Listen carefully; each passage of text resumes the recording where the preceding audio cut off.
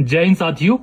आज हमारे साथ हमारी छोटी बहन रवीना सिंगटा है जो यूएसए में अपनी पढ़ाई कर रहे हैं और 2 दिन पहले ये इंडिया वापस अपने घर आए। अब मैं रिक्वेस्ट करता हूं रवीना से कि वो सबसे पहले अपनी इंट्रोडक्शन दे। नमस्ते साथियों, मेरा नाम रवीना सिंगटा है और मैं कोटी पहुंच से हूँ। मैंने अपनी पढ़ाई पॉन्टा साहिब से की है, अपनी बैचलर्स की है मैंने साइंस में, फिजिक्स मेजर में। उसके बाद मैंने अपनी बैचलर्स की है अगेन इन एजुकेशन में राजबंद से पॉन्टा साहिब में। और उसके बाद मैं यूएसए मूव हो गई फॉर माय मास्टर्स डिग्री और वहाँ से मैं अपनी मास्टर्स कर रही हूँ एनालिटिकल केमिस्ट्री में, जो कि मेरी यूनिवर्सिटी का नाम है गवर्नर स्टेट यूनिवर्सिटी, जो कि शिकागो में है। जी, तो सबसे पहले हम ये जानना चाहेंगे कि यूएसए में आप कहाँ पे रहते हैं? यूएसए में मैं इलिनॉय जो स्टेट है उसमें रहती हूँ। जो मेरी सिटी है वो शिकागो है और डीप बोलूँ तो मैं यूनिवर्सिटी पार्क में रहती हूँ और मेरी यूनिवर्सिटी भी यूनिवर्सिटी पार्क में ही है।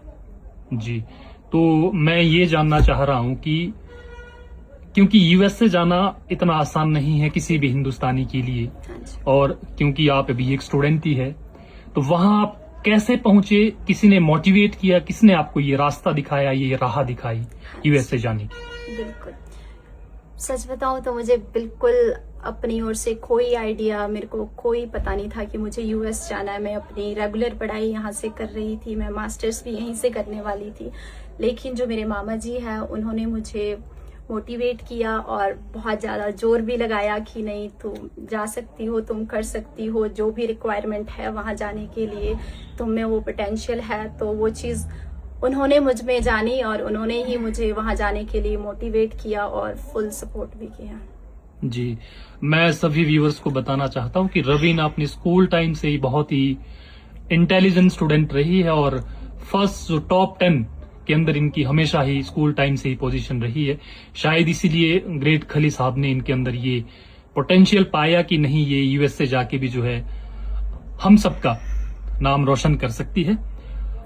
अब मैं जानना चाहता हूं कि क्योंकि आपने भारत में भी अपनी पढ़ाई की है और अभी आप यूएसए में अपनी पढ़ाई कर रहे हैं, तो हिंदुस्तान और अमेरिका की पढ़ाई में क्या आपको फर्क लगा? दोनों में क्या डिफरेंस है? नो डाउट हमारी इंडिया जो कंट्री है, यहाँ का जो एजुकेशन सिस्टम है बहुत अच्छा है कंपैरेटिवली विद लाइक यूएसए। मैं कहूँगी कि वहाँ पर जो है ज़्यादा प्रैक्टिकल नॉलेज पे ध्यान दिया जाता है। स्पेशली अगर मैं अपनी बात करूँ, मेरे लिए इतनी ज़्यादा लैब्स है वहाँ पर, लाइक जो लैब एरिया है इतना है कि जितनी मेरी टोटल यूनिवर्सिटी है यहाँ पर जो पॉन्टा में, जहाँ से मैं मास्टर्स करने वाली थी, तो लैब एरिया ही मेरा इतना बड़ा है कि वहां से मैं अंदाजा लगा सकती हूँ कि वो लोग प्रैक्टिकल पे कितना ज्यादा ध्यान देते हैं। उसके अलावा हम लोगों के पास बहुत ज्यादा ऑप्शंस होते हैं। आप एनालिटिकल केमिस्ट्री के अंदर भी कौन कौन से सब्जेक्ट्स रखना चाहते हो और आप मतलब आपके पास खुद की लिबर्टी होती है कि आप क्या रखना चाहते हो। यहाँ पर तो लाइक जो सब्जेक्ट आपको दे दिया आपको वो लेने हैं, उसमें जो भी मेरे पास लाइक ऑलमोस्ट 40 to 50 सब्जेक्ट्स है जिनमें से मुझे लेने हैं, मुझे खुद चूज करने हैं जहाँ पर जो मेरा एरिया ऑफ इंटरेस्ट है। दूसरी चीज यही है कि प्रैक्टिकल नॉलेज पे ज्यादा ध्यान देते हैं वो लोग। यहाँ पर हम ज्यादा बुकिश पढ़ते हैं।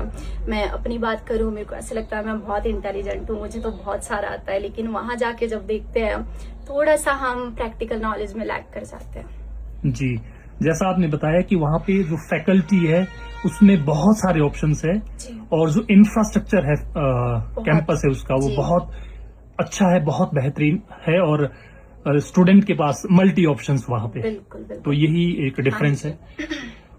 Second thing, I want to know about the routine and the time and the schedule of your daily in the USA. My particular classes if I say, तो मेरी क्लासेस ज्यादातर इवनिंग क्लासेस है, मतलब मैं morning में बिल्कुल free होती हूँ।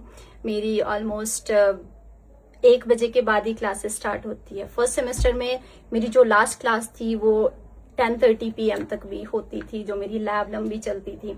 उसके अलावा आपके पास मॉर्निंग क्लासेस का भी ऑप्शन होता है, बट मेरे लिए ज्यादा सुटेबल मुझे इवनिंग वाली लगी, तो मैं इवनिंग क्लासेस प्रेफर करती हूँ। और मेरी 3 days a week क्लासेस होती है, उसके अलावा मैं फ्री होती हूँ, मुझे जो मर्जी करना है मैं कर सकती हूँ। ठीक है। दूसरा, क्योंकि बहुत सारे जो हमारे व्यूअर्स है, बहुत सारे ऐसे लोग हैं जो ये जानना चाहते हैं कि अगर वो अमेरिका जाते हैं तो वहां पे एकोमोडेशन कैसा रहेगा, या एकोमोडेशन कैसे वो ले सकते हैं वहां पे?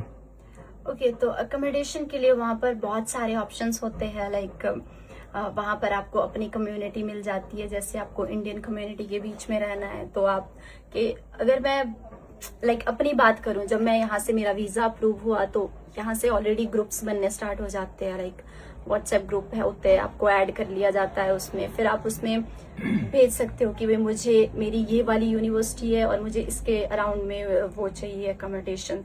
तो उस हिसाब से फिर आपको लोग मोटिवेट करते हैं कि यहाँ पर अवेलेबल है, आप यहाँ आ जाओ। और बहुत जेन्युइन होते हैं, मतलब अगर आपको ग्रुप में ऐड किया जाता है तो वो बहुत जेन्युइन लोग होते हैं। तो आपको इंडियन के बीच में रहना है तो आप उनको कांटेक्ट कर सकते हैं। फिर 2 रूम सेट होते हैं, 3 रूम सेट्स भी होते हैं, 3 BHK, जैसे भी आपको रहना है। फिर आपका जो रेंट है वो भी स्प्लिट हो जाता है। अच्छा, अगर आप थोड़े से प्राइवेसी कॉन्शियस होते हो तो फिर आप सेपरेट रूम ले सकते हो, बस थोड़ा सा रेंट ज्यादा हो जाता है मतलब आपका। तो मान लो टू रूम सेट कोई लेता है वहां पे स्टूडेंट, क्या प्राइसेस है अगर इंडियन रुपीस की हम बात करें तो? इंडियन में अगर मैं $1000 की बात करूं तो 1000 को आप सीधा कन्वर्ट कर लो, उसमें क्या बोलते हैं 90,000 आपका पर मंथ चले जाता तो है। 90,000 यू आर सेइंग? अच्छा, नहीं, प्रैक्टिकली कितना वहां पे डॉलर आपको पे करना होता है अगर 2 रूम सेट कोई स्टूडेंट लेता है तो? अगर स्टूडेंट लेता है तो एक्चुअल में 2300 ये रेंज होता है उसमें कि 23 to 2400 इतने आपको होते हैं। लेकिन अगर आप उसमें अपने साथी ला सकते हो आप, मैक्सिमम आप उसमें 4-5 लोग रख सकते हो।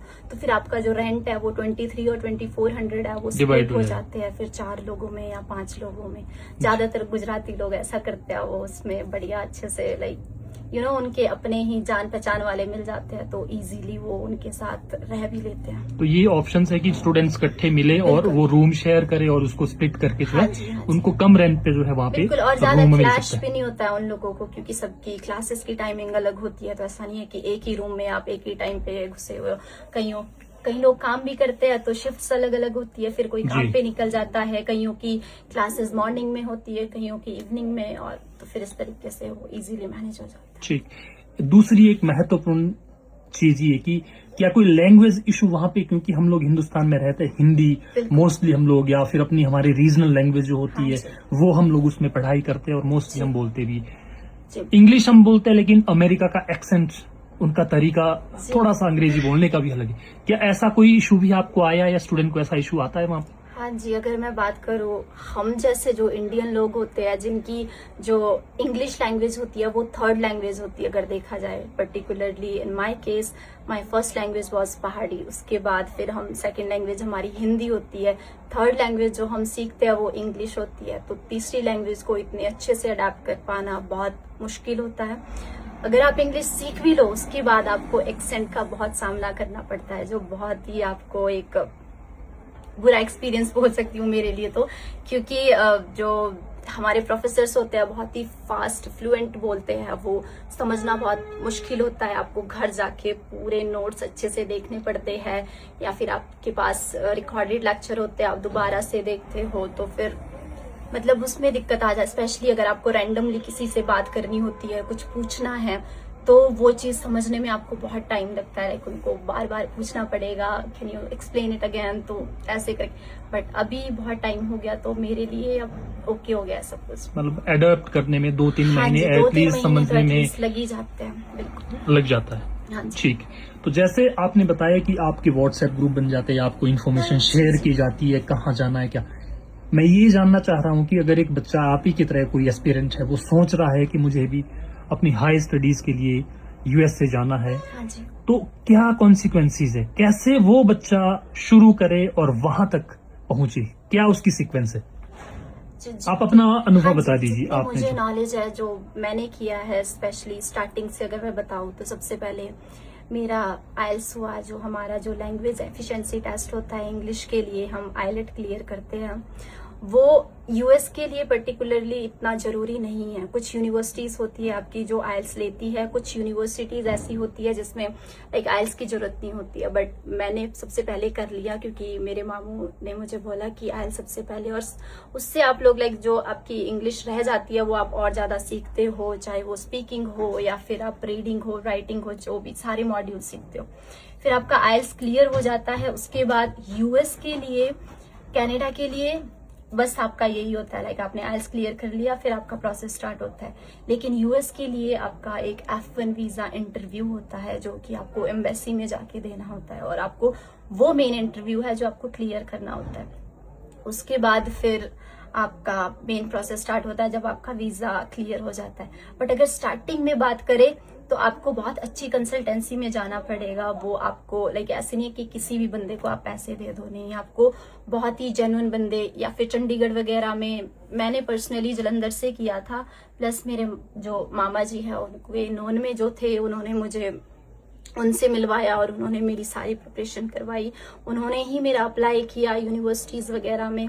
तो आपको भी, जो कोई भी जाना चाहता है, सबसे पहले एक रिलायबल बंदा ढूंढे जो अच्छे से आपको गाइड करे, और फिर वही लोग आगे आपको गाइड करेंगे कि आपको आपके कोर्स के हिसाब से कौन कौन सी यूनिवर्सिटीज में आपको जाना है, कौन कौन से कोर्स वहां पर अवेलेबल है, और आपके लिए पर्टिकुलरली आपकी उस सिचुएशन के हिसाब से लाइक कौन सा वीजा आपके लिए सही रहेगा। स्टडी वीजा, वर्क वीजा, और भी बहुत सारे होते हैं।